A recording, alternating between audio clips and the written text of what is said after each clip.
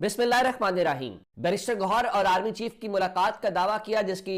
Barrister گوہر نے تردید کر دی، لیکن اس حوالے سے بھی ہمارے پاس خبر ہے، وہ بھی آپ کو بتائیں گے۔ لیکن آج کی امپورٹنٹ ڈیولپمنٹ کیا ہے؟ امپورٹنٹ ڈیولپمنٹ یہ ہے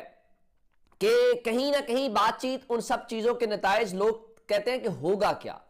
اب اگر ہم اپنا تجزیہ دیں تو یا تحریک انصاف کے کوئی ہم خیال یا تحریک انصاف کا کوئی رہنما بات کرے تو شاید اس کا اتنا وزن نہ ہو۔ جو جے یو آئی فضل الرحمان صاحب کی پارٹی کے ہیں وہ یہ کہتے ہیں کہ سب طے ہو گیا ہے، فائنل راؤنڈ شروع ہو گیا ہے، خان صاحب جلد رہا ہو جائیں گے۔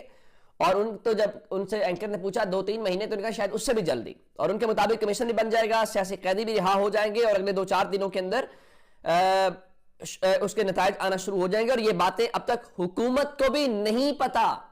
اصل بات یہ ہے۔ اچھا، اس حوالے سے جو اعزاز سید ہیں انہوں نے بھی کچھ بیرسٹر گوہر اور علی امین گنڈا پور کی اور آرمی چیف کی ملاقات کے حوالے سے کہا ہے کہ 1 سے زائد ملاقاتیں اور بہت آگے تک چیزیں جاری ہیں، اور ان کے مطابق تحریک انصاف کے اوپر جو سخت دور ہے وہ ختم ہوتا ہوا دکھائی دے رہا ہے۔ اب آتے ہیں اس بات کے اوپر کہ آج کیا لکھا انصار عباسی نے۔ انصار عباسی نے لکھا جی، بڑی بیک چینل پیش رفت، بیرسٹر گوہر اور علی امین کی 3 اہم ترین شخصیات سے ملاقات، مذاکرات اہم مرحلے میں داخل ہو گئے۔ پیر کو ہونے والی ملاقات اسلام آباد میں ہوئی، نہ راولپنڈی میں۔ بیک چینل میٹنگ کی کوئی باضابطہ تصدیق نہیں ہوئی، ایسی کوئی ملاقات نہیں ہوئی۔ بیرسٹر گوہر کا بھی تصدیق سے انکار، ملاقات بہت اہم رہی ذریعہ۔ اور اب بتایا گیا ہے بیک چینل ملاقاتیں جاری رہیں گی، آئندہ ملاقات میں ایک وفاقی وزیر، اب وہ یا تو پھر محسن نقوی ہو سکتا ہے، اور پی ٹی آئی کی طرف سے 2 اہم شخصیات شرکت کریں گی۔ ملاقاتوں کا نتیجہ پی ٹی آئی کی مستقبل کی پالیسی اور طرز سیاست پر منحصر ہوگا۔ یعنی ان کے مطابق یہ ملاقات ہوئی ہے، اور یہ ملاقات ظاہر ہے جس کا کل حیدر شیرازی صاحب نے دعویٰ کیا تھا، یہ اسی ملاقات کے حوالے سے ہے، اور اس میں کہا گیا ہے گنڈا پور بھی ہیں، اور یہ غالباً ملاقات پشاور کے حوالے سے اس وقت مختلف جو سپیکولیشنز ہیں وہ ہو رہی ہیں۔ اور اس کے ساتھ لوگ یہ بھی کہہ رہے ہیں کہ دیکھیے اس کے بیچ میں اب جو تحریک انصاف ہے ان کے لوگ رہا ہوں گے، اور اس میں تو ایون یہ بھی کہا جا رہا ہے کہ جو عمران خان ہے وہ بھی رہا ہوں گے۔ اور اس بارے میں ایک اور بات جو ہے، جو فیصل کریم کنڈی گورنر ہیں خیبر پختونخوا کے، انہوں نے اس حوالے سے کہا ہے کہ جو آرمی چیف کی پشاور میں ملاقات ہوئی ہے سیاسی قیادت کے ساتھ، بیرسٹر گوہر بھی اس ملاقات میں شریک تھے۔ اچھا، اس کا مطلب ہے کہ ملاقات کا کہیں نہ کہیں وہ کیا جا رہا ہے۔ اب چونکہ آج مذاکرات حکومت کے ساتھ ہو رہے ہیں، اور آج اس وقت جو کچھ دیر کے بعد ہے، اور یا صادق پہنچ گئے ہیں، اور کہا گیا تحریک انصاف آج تحریری مطالبات دے گی، اور اس حوالے سے عمران خان نے کہا تھا کہ جوڈیشل کمیشن نہیں بناتی تو مذاکرات کی ڈیڈ لائن 31 جنوری تک ہے۔ اور بیرسٹر گوہر یہ کہہ رہے تھے کہ عمران خان کی واضح ہدایات ہے کہ حکومت نہیں مانتی تو پھر مذاکرات نہیں ہوں گے۔ آج کا دن بہت اہم ہے، آج حکومت نے مذاکرات میں پیش رفت نہ کی تو مذاکرات آگے چلیں گے ورنہ ختم ہو جائیں گے۔ جبکہ عرفان صدیقی جو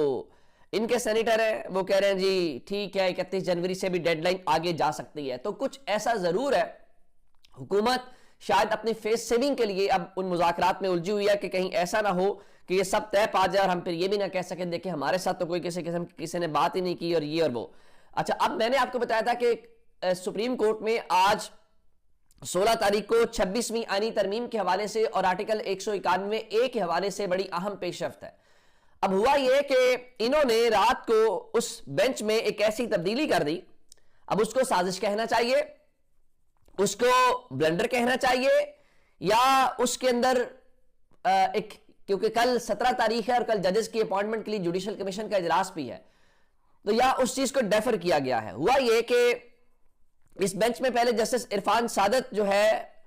وہ شامل تھے، تو ان کی جگہ پہ جسٹس عقیل عباسی جو سندھ ہائی کورٹ سے ہیں ان کو شامل کر دیا گیا۔ اب چونکہ وہ اس کیس کا فیصلہ سندھ ہائی کورٹ میں آلریڈی کر چکے ہیں، اس کیس کو سن چکے ہیں، تو جب آپ کیس سن چکے ہوں تو اس کے خلاف اپیل آپ نہیں سنتے، تو جسٹس عقیل عباسی کو اس میں شامل کیا گیا۔ کیا جسٹس عقیل عباسی کی رضامندی سے ان کو شامل کیا گیا؟ انہوں نے انکار کیوں نہیں کیا؟ اور پھر بہت سارے لوگ تو سپریم کورٹ کے جو کورٹ رپورٹرز ہیں وہ کہہ رہے ہیں کہ کہیں ایسا تو نہیں ہے کہ جسٹس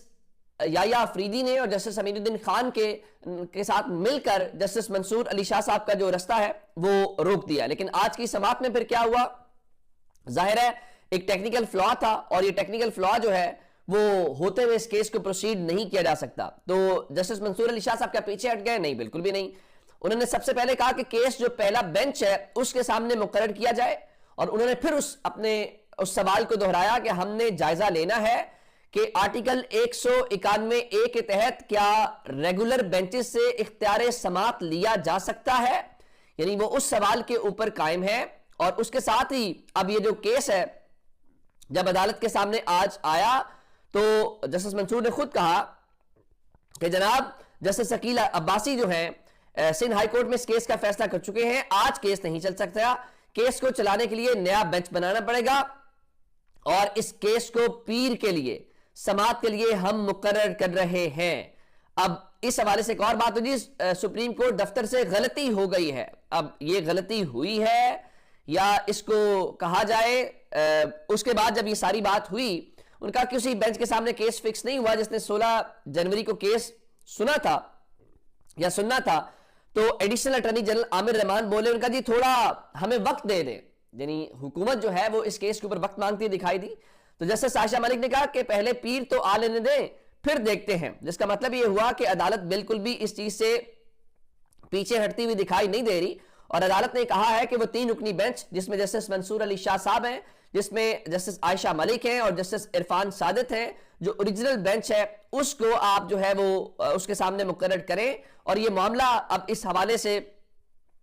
منڈے تک چلا گیا، اور دیکھنا یہ ہے کہ کل اب بغیر پریشانی کے بغیر کسی رکاوٹ کے وہ ججز کی تعیناتیاں کر پائیں گے، لیکن کیا یہ تعیناتیاں کرنے کے بعد بھی اگر کوئی کورٹ ایسا آرڈر آ گیا تو پھر یہ اگر 26ویں آئینی ترمیم جو ہے وہ ریورس ہوتی ہے اور سب کچھ یہ چیزیں پلٹتی ہیں، تو پھر اگر آپ کچھ تعیناتیاں کرتے ہیں تو ظاہر ہے کہ وہ بھی ریورس ہو جائیں گی، اور یہ پاکستان کی جوڈیشری کے لیے ایک امبیرسنگ دن جو ہے وہ ہو سکتا ہے۔ اچھا، ایک خبر، اسلام آباد میں ہائی کورٹ میں عمران خان اور بشرا بی بی کی بریت کی درخواستیں اعتراضات کے ساتھ سماعت کے لیے مقرر ہوئی تھی۔ عمران خان اور بشرا بی بی کو فوری طور پہ وہاں سے ریلیف نہیں مل سکا، اور توشہ خانہ 2 کیس میں بریت کی درخواستوں کے اوپر عدالت نے اعتراضات کو برقرار رکھتے ہوئے وکیل کو اس درخواست پر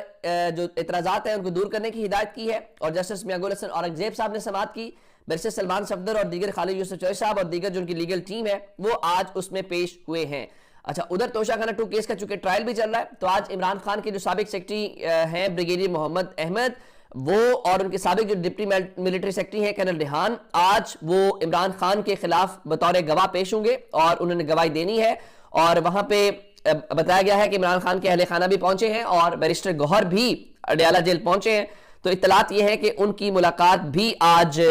اڈیالہ جیل میں ہو سکتی ہے، اور اس موجودہ سینیریو میں وہ ملاقات بھی اہم ہوگی۔ اپنا بہت سارا خیال رکھیے گا، خدا حافظ۔